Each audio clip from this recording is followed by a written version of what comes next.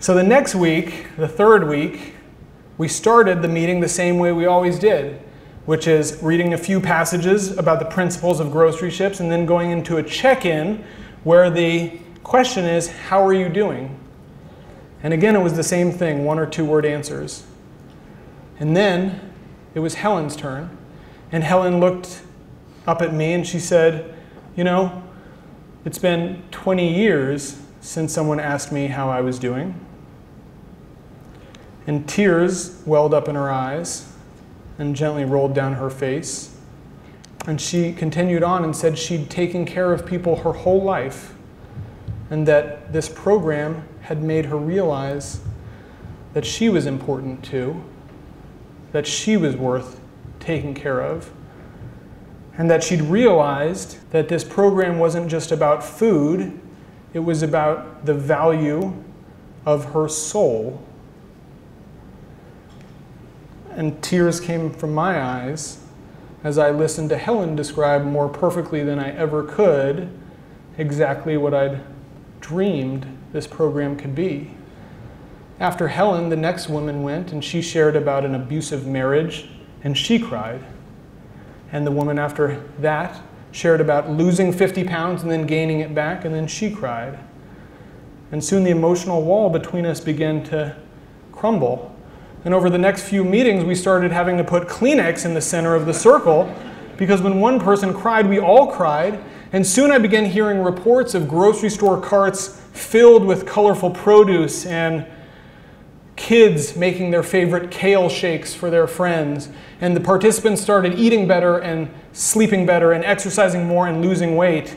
But what was for me perhaps the most profoundly touching part of it was what was happening on an emotional and spiritual level. The women started referring to the groceryships meeting as their safe space. Helen would say that when she walked in, she would unzip herself, and then 2 hours later she would zip herself back up to go face the world. The women started referring to each other as their family.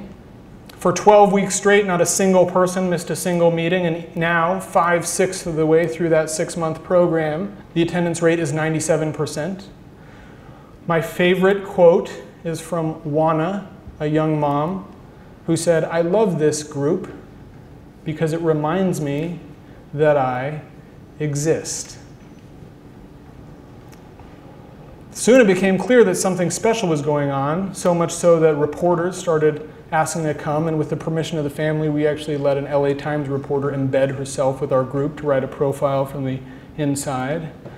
And while I'd love to think that it was because of the cleverness of the nutrition curriculum, I think the reason there's so much interest is because what we've done is create a safe, sacred space, an emotional oasis in the modern world. And what has grown in that space is connection. Child psychologist Alice Miller says that we are all called to be enlightened witnesses, people through who their attention and presence and kindness return people back to themselves. That's what Linda had done for me. That's what Father Boyle does for the homies. And that's what we were doing for each other in that room. By bearing witness to each other's struggles, we were helping each one of us rediscover our own value.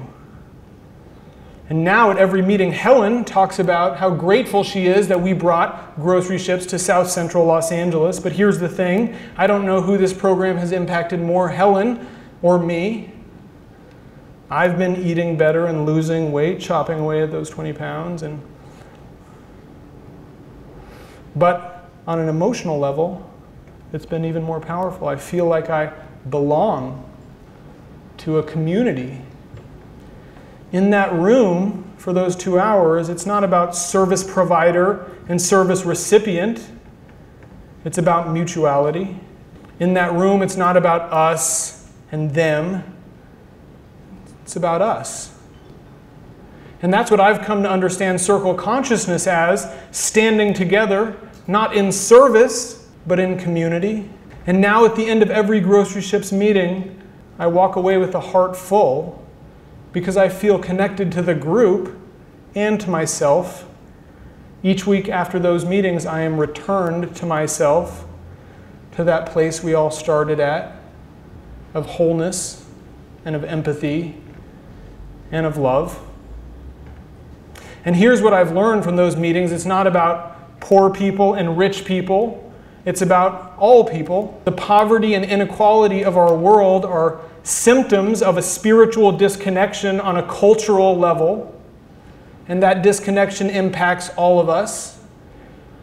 While I do believe that the 1% needs to give some of the money they have hiding in their Fidelity accounts to poor people, that's not just to help poor people, but to help them as well. Because what we all want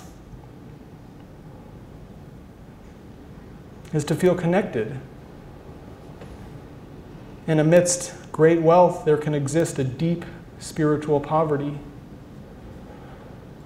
As Mother Teresa said, the problems in our world all stem from the fact that we've forgotten that we belong to each other.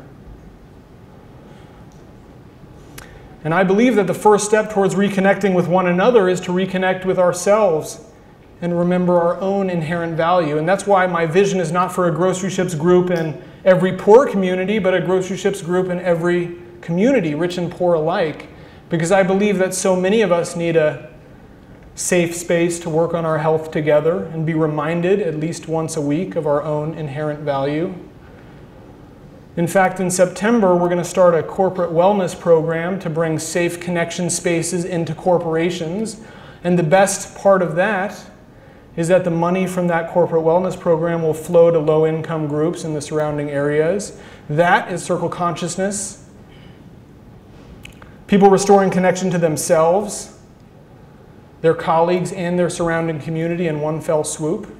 So 3 months into the program, Helen shared in the sharing circle how she was inspired by the knowledge she was learning, and she wanted to bring it to the rest of South Central LA. And so she started the process towards making a community-wide film screening of movies like Food Inc. and Fed Up. And in that moment, I saw the power of circle consciousness, how when you help empower somebody by reminding them of their own value, they bloom like flowers. I said it, they bloom like flowers. Helen is already showing, with new passion, is already showing signs of becoming a great community leader. Maybe she will be the one to bring real change to the food system in South Central. With a community behind you to support you and share your burdens, anything is possible. Helen and her children, by the way, are a Kaiser family. So thank you for all the work you do here at Kaiser, not only at Kaiser, but in all the surrounding communities and all these wonderful initiatives being celebrated today. And let me personally thank you for the opportunity to share my story, for taking care of my family, for taking care of Helen's family, and for allowing grocery ships to stand in community with you. Thank you.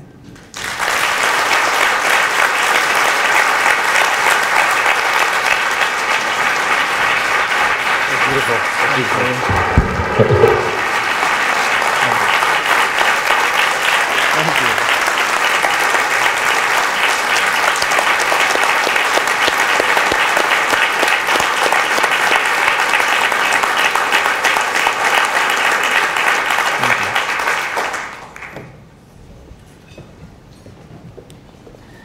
Thank you, Sam, for those encouraging and heartfelt words over your presentation. That was amazing.